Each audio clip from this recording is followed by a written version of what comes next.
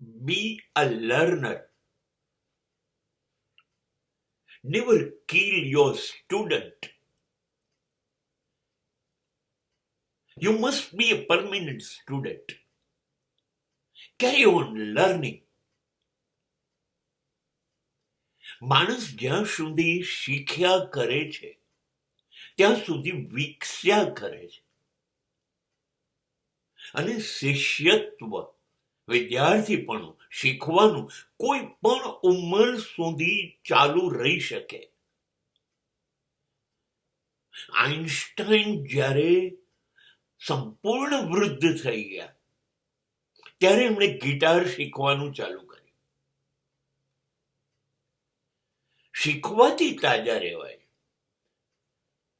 શીખવાથી નવું નવું તમારી અંદર ઉમેરાશે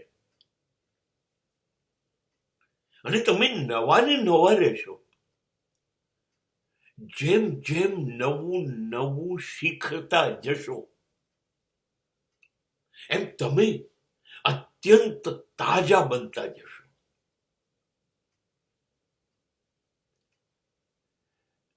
જે લોકો શીખવાનું અટકાવી દીધું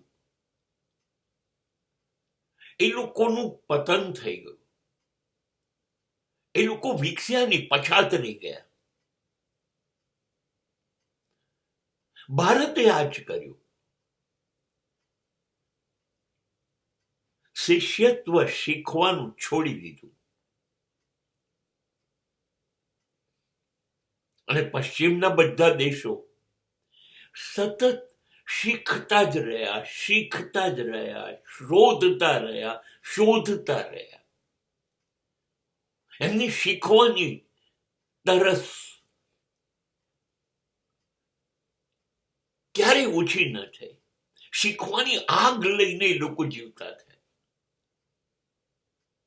પછી એ ધર્મ હોય, ફિલોસોફી હોય, સાહિત્ય હોય, વિજ્ઞાન હોય, ટેકનોલોજી હોય, એને સંતોષ થયો જ નહીં પશ્ચિમના દેશોને. શીખતા જ રહ્યા અને માટે પશ્ચિમ સૌથી વધુ વિકાસ પામી ગયું.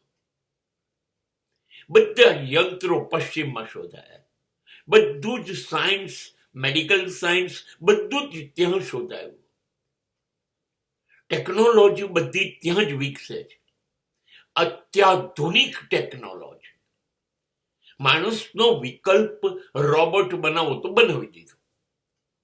જમીન પર માણસ વધી જાય તો શું? તો આકાશમાં રહેવા માટે આકાશમાં પણ એ લોકો જઈએ. બધું જ નવું નવું શીખવું છે, ક્યારેય અટકવું નથી. અને માટે પશ્ચિમ વિકસ્યું અને આપણે અટકી ગયા. માટે આપણો વિકાસ રોકાઈ ગયો.